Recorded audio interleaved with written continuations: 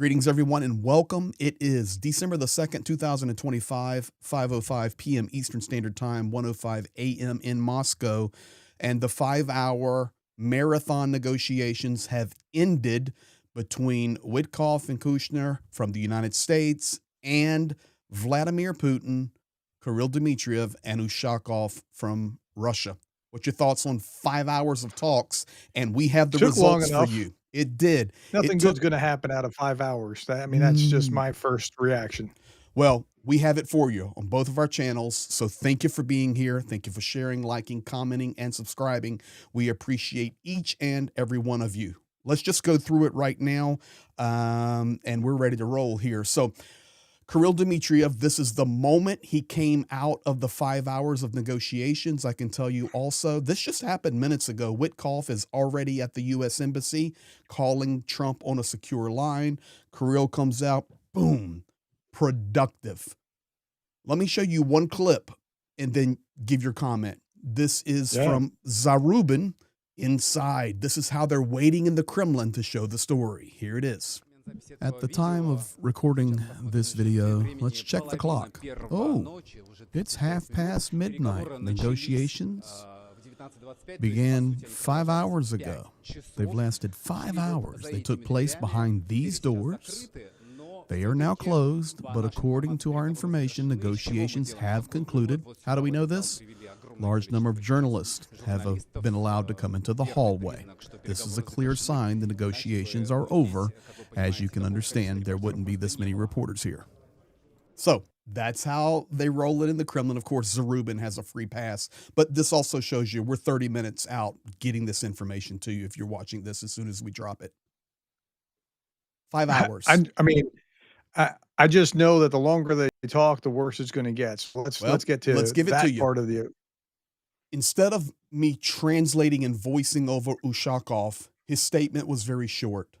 I will give you the text of it, and it is this. Compromises have not been found yet, and a meeting between the leaders of Russia and the United States is not planned at the moment. We discussed the essence, not specific formulations and solutions. The parties see huge prospects for future interaction. Putin stated that Moscow can agree with some elements of the U.S. plan on Ukraine, but some points raised criticism and disagreement from the Russian side. The meeting made it possible to discuss ways of further settlement of the Ukrainian crisis. Please give our greetings to President Trump. That's it. Okay. So remember, the U.S. plan was not the U.S. plan. It was the Russian 28-point plan, which became the 19-point plan, which became the 20-point plan after Greece and Florida. So, of course, they're not going to agree to things, to anything here intentionally. So they're holding this like, it's almost like a sick, and this thought hasn't come out of the oven. It's not fully baked, so it shouldn't come out of the oven. But it's almost like a boyfriend and girlfriend. One of the parties is playing games with the other one and like wants to keep the relationship going, but doesn't want to actually commit to anything. So we're just going to kind of come, kind of go, kind of come, kind of go, that sort of thing. So nothing was going to come of this. As you can see, and it was, I guess, pretty good planning there to show Zarubin up front. We're 30 minutes from this actually happening and getting the information to you guys. And I'm reading everything here live coming off of Ukrainian media analyst, Russian media analyst, and they're all saying the same thing. It was just a 5-hour chat and there are 0 results. And this leads us to like what John Bolton said. There were some other interesting things that we need to share over the next 7 or 8 minutes. And in addition to that, NBC News really dropped it hours ago what the results are. And I think we can kind of lean on that as being fairly accurate now. So let's continue. This is per Russian officials. This is shared by NBC. This was right on their website, on their documents. They dropped it at 1:10 p.m. Eastern Standard Time, which would have been 9:10 p.m. in Moscow. Talks lasted another 3.5 hours per the Russian officials. Before we talk about this, let me set the stage.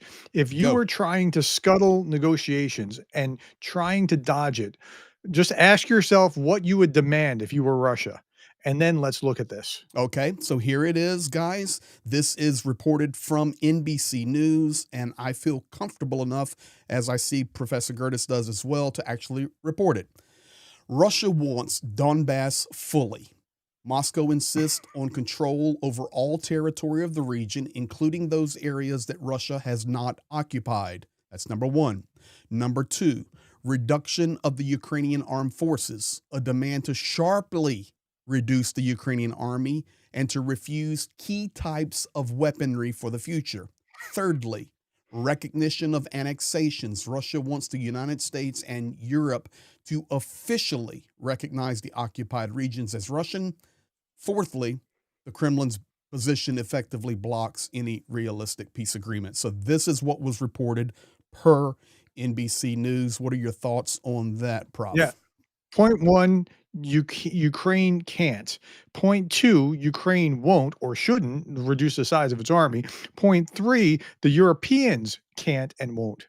So they they're not going to recognize this Of like this. course not. And by the way, it's a violation of international law to change the lines by force like it is. So it's disrupting the whole international world order in that sense. So and that is partly what Putin wants to get out of this. I'm going to show a map thing when we close out, just so everyone understands how much territory we're talking about. But let's keep clicking along. John Bolton making an interesting statement as or right prior to the negotiations. And I think it's worth a listen because this is something I've been trying to hammer home so that people would understand Kremlin mentality. Here it is. I agree with Wes. I think there's a zero chance of agreement here. Trump has once again, without any strategic forethought, tried to bully Ukraine into accepting what are essentially Russian terms. Some of those have been walked back. But the fact is, Witkoff has no concept of what Russia really wants here. Trump may, but he doesn't care. He wants a deal so he can get a Nobel Peace Prize. Vladimir Putin has said for 20 years in express terms he's trying to recreate the Russian Empire. And in the theology of Russian imperialism, there is no Russian Empire without Ukraine. That's accurate. Spot on, man. Spot on. Now, go ahead. No, I was just about to say, I gave the analogy the other day, and I think it's pretty fair that they're all on the same field, but they're playing different games, right? Ukraine is trying to run up the score and win justly. Russia is trying to not actually end the game, but keep the game going as long as possible. So they'll get as many fouls as possible in order to keep the ref calling it longer and longer and longer and longer. The United States is trying to just end the game. It doesn't matter who has what score at the end of it. They just like that's where the Trump position is. Let's look at a So couple of things when you that understand are that, interesting. It's you're spot on. I think John Bolton's definitely spot on. There's decades here of preparation for this, and until you get inside that mentality, it's impossible to understand. It's very fair. Let me share with you some of that mentality now. This was so interesting when you think about it in lieu of those types of thought lines and processes like this. This is how Dmitriev came to the meeting. And people say, oh, who cares, whatever. No, pay attention to this stuff. He wears in his Vladimir Putin autographed Russia jacket with the double eagle there. I zoomed in for you on the tag. It says Rossiya, and it's autographed by Putin. And what that says in Russian is Russia is not a country that is afraid of anything. This is how he comes to the meeting. So what's going to happen when he gets there? Witkoff and Kushner's going to go, what does your jacket say? Well, they can't read it, that's for sure. Well, of course they can't read it. Take a look at this one, Michael McFaul. Note that 3 of the 5 people participating in the meeting are business people. U.S.-Russia business deal should not be on the agenda of negotiation in Putin's invasion of Ukraine. What's your thought on that? Surely somewhere in the United States there is a trained diplomat that has some kind of ability to do better than these guys. I have no doubt about it. Let's dust off McFall and send him forward, right? I mean, if I'm you really telling you, wanted to get Putin to come to the table, send McFall or Keith Kellogg or both of them as a negotiating team. That would actually 100%. start to get some movement. 100%. Look at this. Kate from Kharkiv tweeting out during the meeting, Witkoff's mood when meeting with Ukrainians versus Russians. And these are actual photos from 2 days ago and today. On the left, Witkoff unshaven. Everybody was making, tweets and different things about his attitude. He just kind of sat there. Rubio was in charge. But today, all smiles, shaved up and clean. This is reality, guys. Now, I want to move us to the last thing, and this is Russian logic. So when the NBC story dropped, Russian analysts started putting out their reasoning why those things were in the NBC article that I really started to give credence to. So here is the logic they're implying. Peace is needed because it is essentially a fratricidal civil war between Russia and Ukraine. 2, peace is needed, but a ceasefire is not, because a ceasefire will be used by the war party to prepare Ukraine, which is essentially occupied by the West, for even another bloodier war. That's the beginnings of their logic. Logic's not the right term. Okay. It's talking points or Okay. narrative or whatever. But this idea of a fratricidal civil war, I'm pretty sure that the Ukrainians aren't thinking about it as fratricidal. But Agreed. this goes back to the Russian mentality that Ukrainian is just some kind of virus of a political identity. It's not real, and that has to be either stamped out or they have to be reformed in their thinking to be good Russians again. Well, So that's where they come, but that's and- not logic. That's a narrative. Okay, Russian narrative, better way to say it. I'm actually putting the data in as they were writing it. They said No, I understand. Yeah. I understand. Main pillars for peace: 1, NATO never, and it was a period. NATO never. Number 2, Ukraine should not have the ability to start a war against Donbass. Therefore, the size of the Ukrainian armed forces and their weapons should be limited. 3, Ukraine should not be a threat, should not be anti-Russian, should not be a terroristic system. Therefore, denazification is necessary, and Russian as a second official language, and the cessation of repression against the Orthodox Church. And then fourthly, remove the legal basis for a new war. Therefore, the requirement for the legal recognition internationally of these territories that are Russia. I'm going to say one thing, and then you let it rip on your thoughts on that. This is why Putin came out today prior to the meetings, which was really interesting, with the press conference after his long day, and he made this statement: Ukrainians are pirates. They're blowing up the ships in the Black Sea. They're pirates. You need to understand, they're pirates. And after that, he walked right into the Witkoff meeting. So this is their, I just transcribed it logic, but this is their talking points.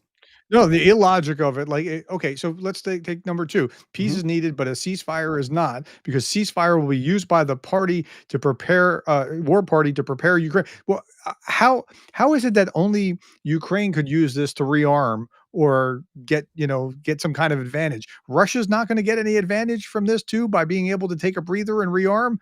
Certainly they are. So, it just doesn't make sense. And again, everything's calculated to scuttle the deal. I mean, that's what this amounts to in my estimation. 100%. Yeah. Last 2 things we need to look at, and guys, you're caught up. This is breaking. It's now 1:19 a.m. in Moscow. There's not going to be any more news coming out. This is it.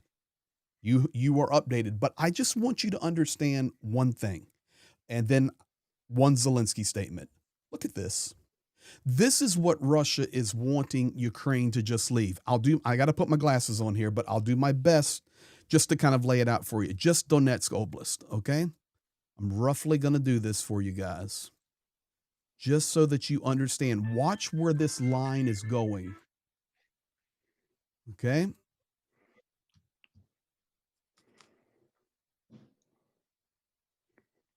I'm going to come just roughly around the red line here.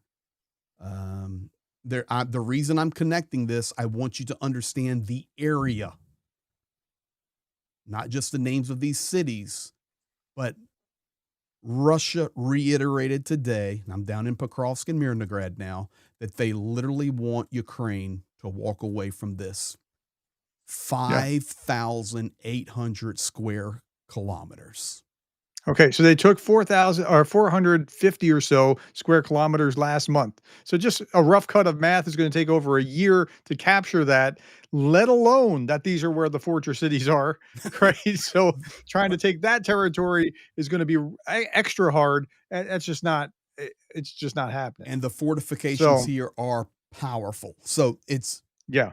it's unbelievable. Last thing, if anybody's wondering, has Zelensky said anything? No.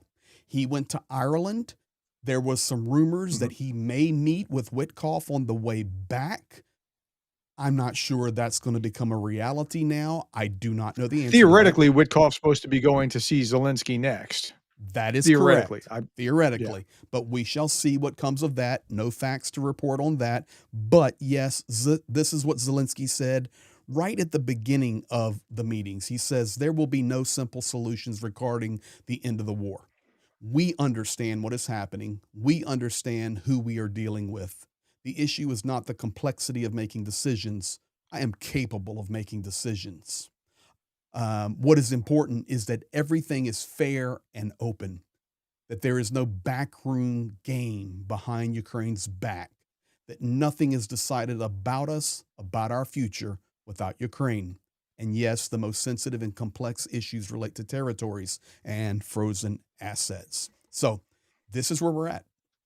100% caught up. I'm going to just say, if you're worried about a bad deal being pushed on Zelensky at this point, just relax, go eat some ice cream. It's okay. Nothing's going to come out of this.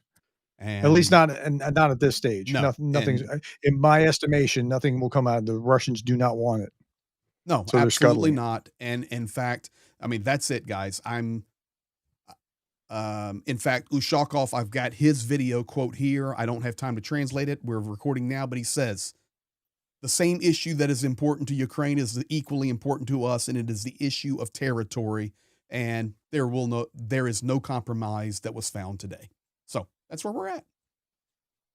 Nor will there be. All right. Well, thanks for watching, folks. And if you're watching this at this point, you really care. You've set yourself apart as somebody who really cares. Thanks for the time. You are fully aware and educated up to the minute. So thank you. Thank you for being here. Thank you for sharing, liking, commenting, subscribing. If you haven't commented, subscribe to Prof, go do that. Or if you're over there, hop over my way as well. When we partner together almost every day. You guys be blessed, and we'll be back at you soon.